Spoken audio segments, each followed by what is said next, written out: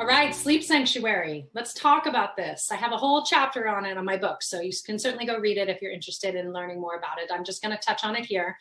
But it's really important that you create a positive sleep-inducing room for yourself.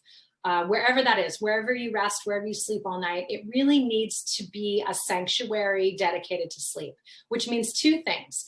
In your bedroom, there should be no television. So your bedroom should be for sleep or sex. Those should be the only things that happen in your bedroom. So you don't want to have any blue light in your bedroom. You don't want to have a TV. You don't want to watch Netflix. You don't want to bring your computer in and, do your online shopping. Even if you're reading an e-reader or a Kindle or whatever, you want to be able to turn the blue light off on that. There's a setting for that, or your iPad. You want to make sure your blue light is off on that. So when you get in bed, you don't have any blue light. Personally, I just like to read a regular old paper book because that way I don't get any blue light whatsoever. But sleep sanctuary is going to be really important. So everybody needs something different to sleep well. I can give you the numbers for the average person, but we all know that none of you watching this are average. But here it goes. So average people need to sleep between 65 and 68 degrees for their room to be able to sleep well. Some people like it colder than 65 degrees. Some people like it warmer than 65 degrees, but that's the average. So figure out what that is for you. So that means that you might have to sleep with a fan on or a window open or your air conditioning on. But it's really important that you get that temperature right. And when you're traveling or when you're away from your room, you know where to set the thermostat, because if it's too warm or too cold, you're not going to sleep well, first and foremost. Second of all is light. You want to make sure that there's no light in your room whatsoever. So that means having blackout shades. That means not keeping a light on in the bathroom or the hallway or something like that that might affect you. If you do absolutely have to get up in the middle of the night for whatever reason, you can buy a little red light. It's a little flashlight that has no blue light in it, and you can use that. And that actually won't interfere with your body's ability to make melatonin, and it should help you get right back to sleep. So a red light is what you can use for that. But you want to sleep in a pitch black room. You want it to be a very nice temperature for you, which keep in mind, it might not be for your partner or whoever you're sleeping with. So you have to kind of deal with that. It might mean that you need more covers because your partner likes it colder than you like it, or it might mean that you need a fan because your partner likes it warmer than you like it. But you need to, figure out what that is for you and play around with that. So that's really important. Also noise. You want to make sure that either you use white noise or you use earplugs if your partner snores, or if you live in a big city and you have a lot of ambient noise. For me, I just keep a fan in the corner of the room and I turn it towards the wall because I don't need the air. And so, but it creates a white noise for me all night long. I started that when my kids were babies because sometimes babies would, fuss or cry or whatever. They didn't need to be picked up. They didn't need to be fed. And so that way I could just kind of hear them, know they were fine, and go right back to sleep.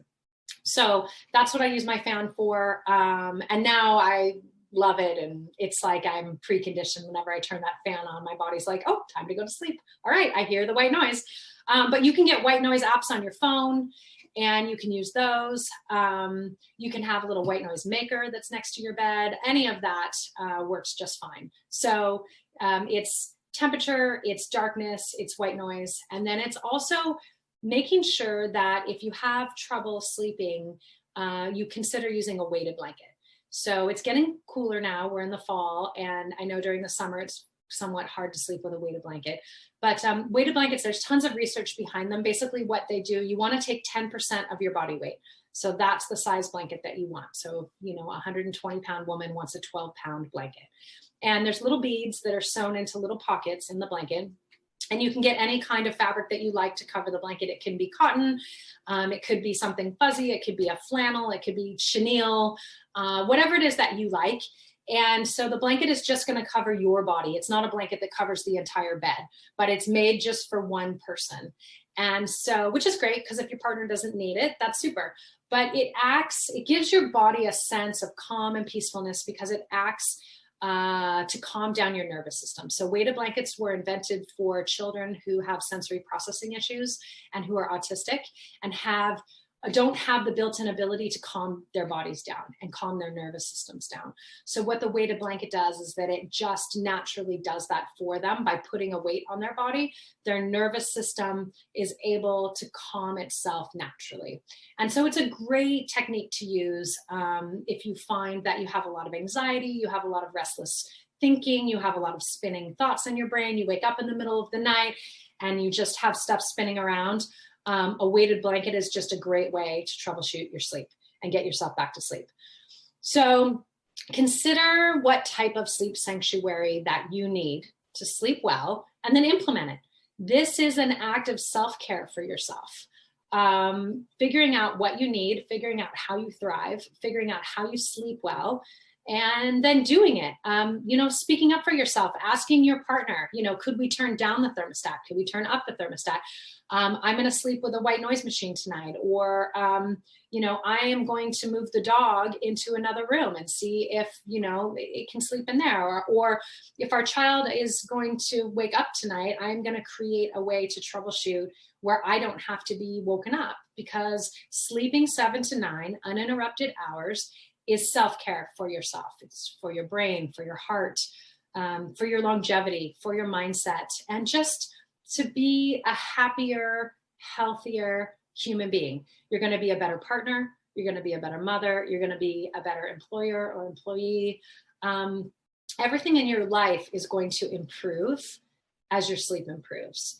And so I really urge you to take control and take charge over creating a sleep sanctuary for yourself that suits you. And certainly you can compromise if need be, but find a way, really and truly be committed to finding a way where you can support yourself in sleeping as many hours as you can in a row at night. If that's 6 hours, great. Aim for 6 hours. If you're only sleeping 4 hours now, aim for 6 or 5.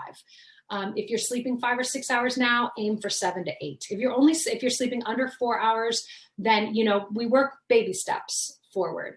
But just know that all of these little things that you do will absolutely make a difference in your sleep. And so if you're keeping your sleep journal and you're able to look back at where you were before this program was, and then where you are after this program, and then a few months past that, it's going to give you a lot of feedback. You can take a look at the changes that you've made, and you can see what's working for you and what's not working for you. And that's really what this is all about, is finding what suits you so that you can create a roadmap to yourself, so that when you get off kilter, which will happen, when something happens and you just hit a bad patch of low sleep or poor sleep, you know how to bring yourself back. You know how to pull out your weighted blanket. Maybe summertime, it's too hot, you put it away, and then all of a sudden you notice you're not sleeping very well. You know what you need to do to take care of yourself. So I really want you to feel empowered to create this sleep sanctuary tonight, as soon as possible. Look around your room, look for ways that maybe light is creeping in. I have French doors in my bedroom, and they have shades on them, but I had to put up, blackout curtains on top of the shades. The shades were not sufficient for me. I was still getting too much light in the room. For my husband, he's fine. He didn't even notice. But I noticed that I was waking up a couple of times, and especially in dawn, I was waking up, and it was due to the fact that the slats were just not keeping out the light. So Target has really, really inexpensive blackout shades, $30, I think, for blackout shades. Buy them, put them in your room, any color that you like, anything that looks good, and use them. Use them over your French doors, use them over your bedroom windows, use them over your bathroom, whatever it is that you need to do to support yourself. If you got light coming in through your bathroom because you want to keep the light on for your partner or for your kid or whatever, stick a little, t-shirt underneath the door, whatever it is, but just do it as a way of supporting yourself and advocating for yourself and taking care of yourself. So you want to put yourself on the list. And creating a sleep sanctuary is putting yourself on the list. If your partner wants to watch Netflix in bed, sorry, sweetheart, that's something that you need to do on the couch out in the living room, because I don't want to be affected by the blue light. Or if you're tempted to shop in the evenings and you want to get in bed, or you're tempted to keep your phone next to your bed so that you can hear if you get an email from your boss, or you can know if somebody likes your social media post, turn it off. turn the ringer off, turn the buzzing off, turn everything off, and certainly flip it over so that you don't get the light from it when something does hit it. So, you know, I really, really just encourage you to do what you can do to prioritize yourself. Thank you.